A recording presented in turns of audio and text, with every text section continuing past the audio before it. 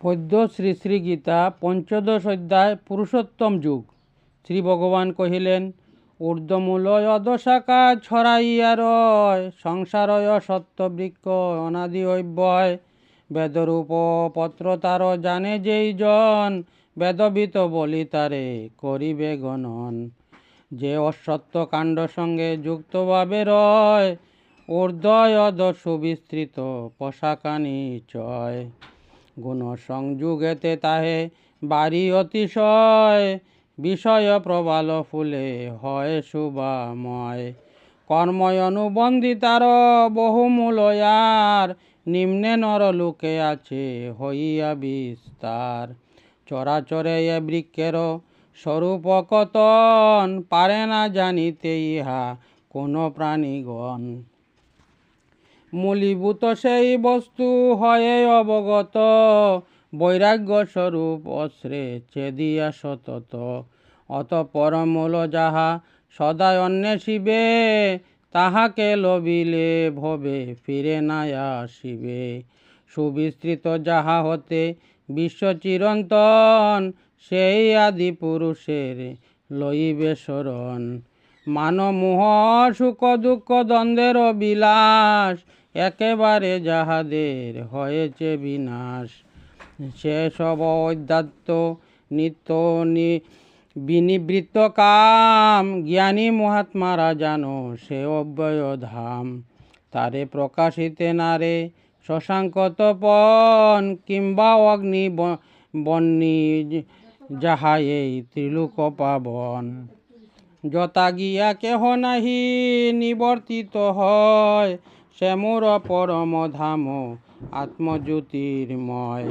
ইন্দ্রিয় পঞ্চকয়ার তার সহমন, প্রকৃতির ক্ষেত্রে থাকি করে আকর্ষণ। দেহধারী জীব যবে ধরে দেহান্তর, কিংবা পরিত্যাগ করে কোন কলেবর। আশ্রয় হইতে গন্ধ করিয়া গ্রহণ, বায়ুবত জীব করে গ্রহণ বর্জন। বিষয় সেবয়ে মনে করি অধিষ্ঠান, শ্রবণ দর্শন স্পর্শ রসনায়া ঘ্রাণ। ত্রিগুণ আশ্রিত দেহ জানে না সকলে, জ্ঞানী আর যোগীগণ জ্ঞাত যুগ বলে। যুগ দ্বারা যোগীগণে আত্মদর্শন, শাস্ত্র আদি পাঠে ইহা না হয় দর্শন। সূর্য চন্দ্র অগ্নি তেজ জগত প্রকাশে, সেই তেজ মোর কিন্তু আমার সকাশে। বসুধায় আধারে তাকি অজরূপে ঘন, সর্বভূতে পার্থ আমি করি যে ধারণ। রসময় চন্দ্র হয়ে কুন্তীর নন্দন, আমি করি সমুদয় ঔষধি পোষণ।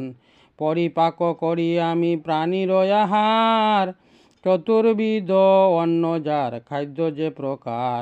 সকল বেদেতে বেদ্য আমি কেবল, বেদজ্ঞ বেদান্তকারী আমি মহাবল। ক্ষরয় কর দুটি পুরুষে যে হয়, ভূতগণ আর কিন্তু কূটস্থতা নয়। খরাকর ব্যতিরেকে পুরুষ প্রধান, ত্রিলোকের কর্তা তিনি অব্যয় মহান। সর্বশ্রেষ্ঠ অক্ষর তার নাহি ক্ষয়, বেদ তারে উত্তম পুরুষ বলি কয়। পুরুষ উত্তম মোরে বলে জ্ঞানীগণ, সর্বভাবে করে তারা মোর আরাধন। সৌম্যকে তত্ত্ব যার হয় বুধগত, বুদ্ধিমান কৃতকৃত্য হয় সে ভারত। ইতি পুরুষোত্তম